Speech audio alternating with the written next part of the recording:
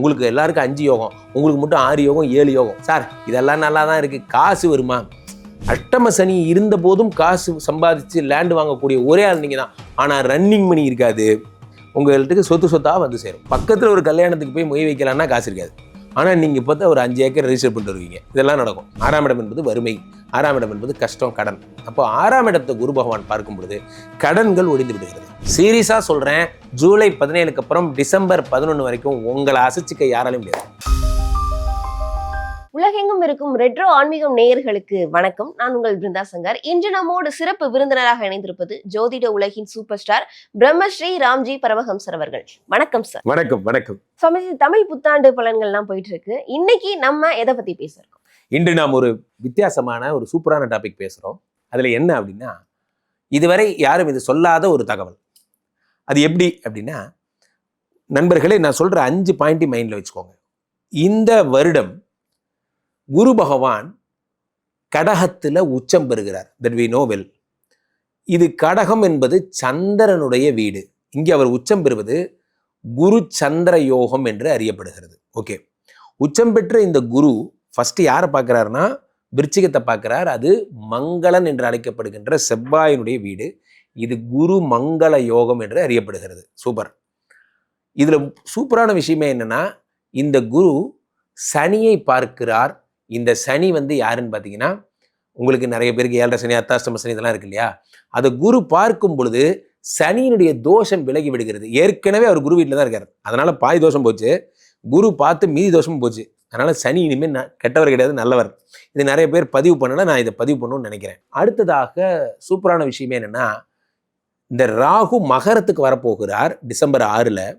அப்போது இந்த குரு ராகுவை பார்க்கும் பொழுது குரு சண்டால யோகம் அப்படின்னு ஒன்று உருவாக போகுது. இதுவும் ஒரு புது எக்ஸ்க்ளூசிவான விஷயம். அதே மாதிரி செவ்வாய் இந்த வருடம் நீச்சமாகி கடகத்திலே ரொம்ப நாள் லாங் ஸ்டே பண்ண போகிறார்.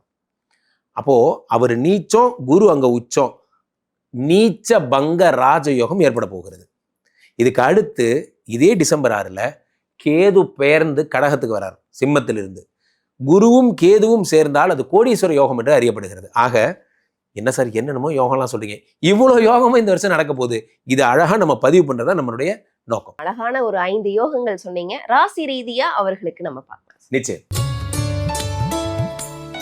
சுவாமிஜி, சிம்ம ராசிக்காரர்களுக்கு இந்த தமிழ் புத்தாண்டு கொடுக்கும் 5 யோகத்தின் மூலியமா எந்த மாதிரியான சிறப்புகள்லாம் கிடைக்க போகுது? இது சிம்மராசி. சிம்மராசிடா, சிம்மராசி. சரத்குமார் நடித்த படம். ஸோ அப்போ நிறைய பேர் என்ன பண்ணுறாங்க, இந்த சிம்மராசினாலே ஒரு கெத்து. சார் இப்படி சொல்லியே டெத்து வீட்டுக்கு போனால் கூட அழுவும் முடியல சார், எப்போ பார்த்தாலும் சிம்மராசி சிம்மராசினே சொல்கிறாங்க. அஷ்டம சனி என்ன மிதிக்கிறான், சொல்லி அழுவ முடியுதா? கேட்டால் சிம்மராசின்றாங்க. சிம்மராசிக்காரர்களுக்கு பெரிய ப்ராப்ளமே நம்ம கொடுக்குற இமேஜ் தான். சிம்மராசி அழக்கூடாது இப்படியே சொல்லி வச்சுருக்கோம். சிம்மராசிக்காரர்களுக்கு இந்த புத்தாண்டுக்கு அப்புறம் நிறைய யோகங்கள் வருகிறது. அது என்ன மாதிரி யோகம்னா, உங்களுக்கு யோகம் தருதோ இல்லையோ, பிரச்சனைகள்லேருந்து காபந்து பண்ணி ஒரு அழகா அப்படி வச்சுக்கோ. இப்போ உங்கள் பக்கம் ஆபத்து வராமல் காப்பாற்ற போகிறாங்க. அதெல்லாம் என்னென்ன? பாயிண்ட் நம்பர் 1, நீங்கள் ஜாக்கிரதையாக இருக்க வேண்டியதெல்லாம் சொல்லிடுறேன். யோகங்கள்லாம் அப்புறம் வரலாம். முதல்ல 4-9 கூடிய செவ்வாய் தான் அவங்க பாதகாதிபதி, கெடுதலை மட்டுமே செய்பவன் அவன். இந்த மே 10 அவன் வந்துட்டான்னா என்னாகும்? ஐயையோ எம்ட வந்துட்டான்டாங்கிற மாதிரி. 4-9 கூடிய செவ்வாய் ஆட்சி பெற்றுட்டா கவர்மெண்ட் கேஸு ஊரில் இருக்கிற எல்லா பஞ்சாயத்தும் வரும் இந்த மே 10க்கு அப்புறம். ஆனால் அப்படியே நீங்கள் அமைதியாக இருந்தீங்கன்னா 12ஆம் இடத்துக்கு குரு பகவான் உங்களுக்கு புன்னகை, அதாவது பிரச்சனை வாசல் வரைக்கும் வரும், வீட்டுக்குள்ளே வராமல் பார்த்துப்பார். ரொம்ப ஜாக்கிரதையாக இருக்கணும். அரசு ரீதியாக இந்த மாதிரியான சட்ட ரீதியான பிரச்சனைகள் இருக்கிறவங்கெல்லாம் மே தொடங்கி ஜூன் வரை ஒரே மாதம் தான். நீங்கள் எதுவும் பேசக்கூடாது. இல்லை சார் நமக்கு எதிராக பராது கொடுத்துருக்காங்க, அவன் பாட்டு கொடுக்கட்டும், கம்முன்னு இருக்கேன். இப்போ நமக்கு செய்ய வேண்டிய வழி இந்த இடத்த விட்டு ஓடி போயிடுறது தான். அப்படிங்கிற மாதிரி அதுலேருந்து பின் வாங்கிருங்க. ஒரு மாதம் அமைதியாக இருங்க. நம்ம ட்ரம்ப் மாதிரி போர் நிறுத்தம், அடுத்த 2 வாரம் போடா, அடுத்து ஒரு மாதம் போர் நிறுத்தம், ஏதாவது ஒரு முடிவுக்கு வாங்கப்பா, போர் நிறுத்தம்பா அப்படிங்கிற மாதிரி போரை நிறுத்திடுங்க. அப்போ என்ன ஆயிடுது, யாரும் ஒன்றும் சொல்ல முடியாது. அப்போது இந்த மாதிரி ஒரு மாதம் ஜூன் மாதம் 12 வந்துடுறாரு. 12 வந்த குரு பகவான் ஃபஸ்ட்டு நாளை தான் பார்க்குறாரு. அப்போது சிம்மராசிக்காரர்களுக்கு கோர்ட்டு கேஸு லேண்டு சம்மந்தப்பட்ட பிரச்சனை இருக்கிறவங்களுக்கு அப்படியே சரியாயிடும். காரணம் குருச்சந்திர யோகம். ஏன்னா 8 குரு பகவான் 12, உங்களுக்கு எல்லாருக்கும் 5 யோகம், உங்களுக்கு மட்டும் 6 யோகம் 7 யோகம். சார் இதெல்லாம் நல்லா தான் இருக்குது, காசு வருமா? அதாவது ஒன்று புரிஞ்சுக்கணும், நமக்கு இருக்கிற பிரச்சனையில் நமக்கு ஏற்கனவே 7ல் ராகு, நமக்கு அஷ்டம சனி, இவங்கெல்லாம் சேர்ந்து எவ்வளோ ஒரு 200% நல்லது பண்ணால் தான் நமக்கு ஒரு 20% கிடைக்கும். எல்லாம் இவங்க ஃபில்டர் பண்ணி மிச்சத்தான் கொடுக்குறானுங்க அப்படிங்கிற மாதிரி இப்போதைக்கு நம்ம கௌரவமாக இருக்கணும், அதுதான் முக்கியம். ஸோ அப்போ என்ன, அது 12ஆம் இடத்துல 8க்குடைய குரு பகவான் 12ல் மறைந்து விபரீத ராஜயோகம் தரும் பொழுது எதெல்லாம் சொத்து வாங்கணும்னு நினைச்சிங்களோ அதெல்லாம் வாங்குவீங்க. அஷ்டம சனி இருந்த போதும் காசு சம்பாதிச்சு லேண்டு வாங்கக்கூடிய ஒரே ஆள் நீங்கள் தான்.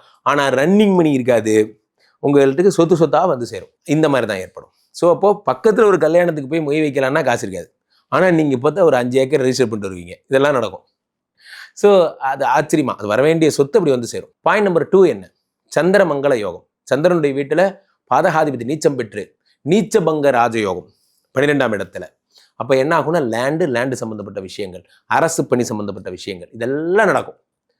இதில் சூப்பரான விஷயமே என்னன்னா, குரு பகவான் அடுத்ததாக உங்களுடைய 6ஆம் இடத்தை பார்க்கிறார். 6ஆம் இடம் என்பது வறுமை, 6ஆம் இடம் என்பது கஷ்டம், கடன். அப்போ 6ஆம் இடத்தை குரு பகவான் பார்க்கும் பொழுது கடன்கள் ஒழிந்து விடுகிறது. ஒரு மிகப்பெரிய கடன், சின்ன கடனை திருப்பி கொடுத்து சரி பண்ணிடலாம். இப்போ சரி பண்ணிடுவீங்க. இங்கே வராரு பாருங்க ஒரு ட்விஸ்ட்டு. இந்த ஜூன் மாதத்துக்கு அப்புறம் உங்களுக்கு அப்படியே குரு பகவான் என்ன பண்ணுறார், சனியை பார்க்குறார்.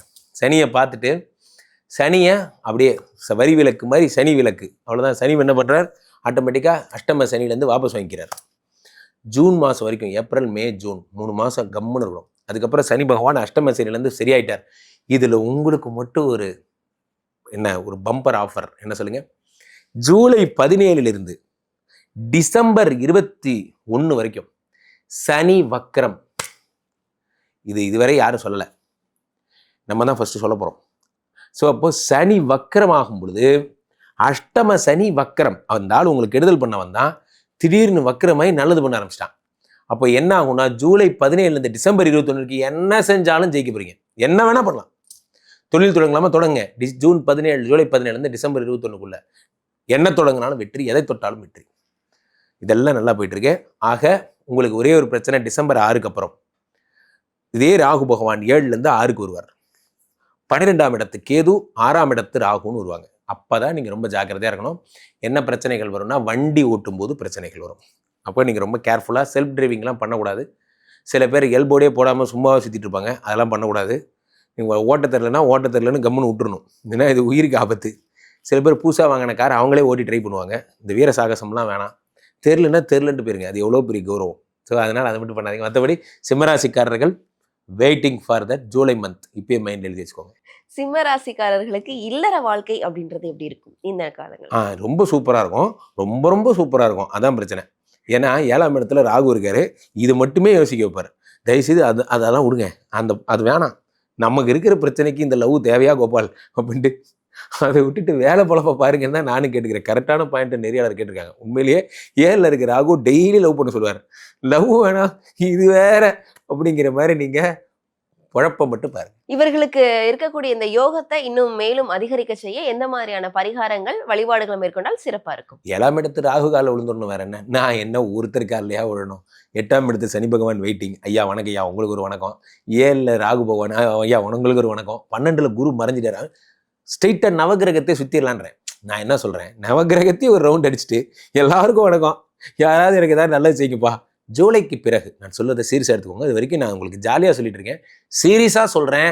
ஜூலை 17க்கு அப்புறம் டிசம்பர் 11 வரைக்கும் உங்களை அசைச்சிக்க யாராலையும் முடியாது. மிகப்பெரிய உயரத்துக்கு போக போகிறீங்க. இப்போ சனி பகவான் பாருங்கள், திருநள்ளாறு போயிட்டு வாங்க. ஒரு இரும்பு சட்டியில் நல்லெண்ணெய் ஊற்றி அப்படியே தானம் பண்ணிடுங்க. எவ்வளவுக்கு எவ்வளவு தானங்கள் நீங்கள் சிவன் கோயிலுக்கு கொடுக்கிறீர்களோ அது அத்தனையும் கவுண்டபிள். ஜூலைக்கு அப்புறம் அடிச்சாட போறீங்க. இவர்களுக்கு இருக்கக்கூடிய யோகத்திற்கு 100க்கு எவ்வளவு மதிப்பெண் கொடுக்கலாம்? 100க்கு தாராளமா 95 மார்க் தரலாம். பிரமாதம். இந்த வருடம் ஏற்படக்கூடிய நன்மைகள், தீமைகளை பத்தி சொல்லுங்க சார். நன்மைகள் அப்படின்னு பாத்தீங்கன்னா, குருவே உச்சம், வேற என்ன, இதை விட நன்மை எதுவுமே கிடையாது. நல்லோர் ஒருவர் உடறையில் அவர் பொருட்டு எல்லோருக்கும் பெய்யும் மழைன்னா, இந்த மாதிரி குரு உச்சமானதுக்கு அப்புறம் வேற எதை பத்தியும் பேச வேண்டாம். அவர் எப்படி இருந்தாலும் நம்மளை பார்த்துப்பாரு. அதான் பெரிய விஷயம். 2வது, தீமைன்னு பண்ணா யார் பண்ண போறா? நம்ம சனி தான் பண்ண போறாரு. நம்மால் இப்போ குரு வீட்டில் சேஃபாக செட்டில் ஆயிருக்காரு. அவர் பெருசாக எதுவும் பண்ண போகிறதில்ல. அது குருவே பார்த்து காம்ப்ரமைசிங் மோடு கொண்டாண்டார். இப்போ சனி பெருசாக எதுவும் பண்ண போகிறதில்ல. ஆக குரு சனி 2 பேருமே நல்லது பண்ணுங்கிற ஒரு இன்டென்ஷனில் வந்திருக்காங்க. இந்த வருடம் எல்லாருக்கும் அள்ளி தரணும். என்னப்பா ப்ராப்ளம்? டைவர்ஸா? சரி பண்ணிடு. உனக்கு தொழில் சரி வேணும், எல்லாரும் blessing blessing blessing blessing ஃபுல்லாக bless தான் பண்ண போகிறார். இந்த வருடம் ஏற்படக்கூடிய சின்ன சின்ன விபரீத ராஜயோகங்களை தான் நம்ம முக்கியமாக நம்ம கருத்தில் கொள்ள வேண்டும். முக்கியமாக நிறைய இடங்கள்ல 6 கூடியவன் 8ல் மறைகிறார், 8 கூடியவன் 6ல் மறைகிறார். இந்த மாதிரிலாம் விபரீத ராஜயோகங்கள் உருவாகிறது. பொதுவாகவே நான் சொல்ற டேட்ஸ் எல்லாம் மைண்ட்ல வச்சுக்கோங்க. இந்த வருடம் மே 10ஆம் தேதி செவ்வாய் மேஷத்தில் ஆட்சி. இந்த வருஷத்தில் நடக்கக்கூடிய பெரிய விஷயம் இதெல்லாம். அந்த செவ்வாய் புரட்டாசி மாதம் நீச்ச பெற்று குரு பகவானோடு சேர்ந்து நீச்சபங்க ராஜயோகம். இதை மைண்ட்ல வச்சுக்கோங்க. அடுத்ததாக இந்த வருட புரட்டாசி மட்டும் எக்ஸ்க்ளூசிவ். ஏன்னா புதன் உச்சம் பெறுகிறார், சனி பார்வை. இப்போ நிறைய பேர் கடன் அடைய போகுது. ஸோ பெரிய இன்வெஸ்ட்மெண்ட்ஸ்லாம் அப்போ பிளான் பண்ணுங்க. எப்போ? புரட்டாசி மாதம். நிறைய பேர் லைஃப்ல இந்த சூரிய பகவான் அடுத்த ஜனவரி 14, அதாவது தை மாசத்துல மகரத்துக்கு போகும்போது குரு பார்வை பெறுவதால் நிறைய பேர் புகழேணியின் உச்சத்திற்கு சில பிரபலமாக போறாங்க. இதெல்லாம் இந்த வருடம் நடக்க போகிறது. அடுத்த ஒரு பெரிய மூமெண்டா என்ன நடக்க போகுதுன்னா, இந்த டிசம்பர் 6 மைண்ட்ல வச்சுக்கிட்ட மாதிரி ஜூன் 2 மைண்ட்ல வச்சுக்கோங்க. குரு அப்பதான் பெயர்றார்.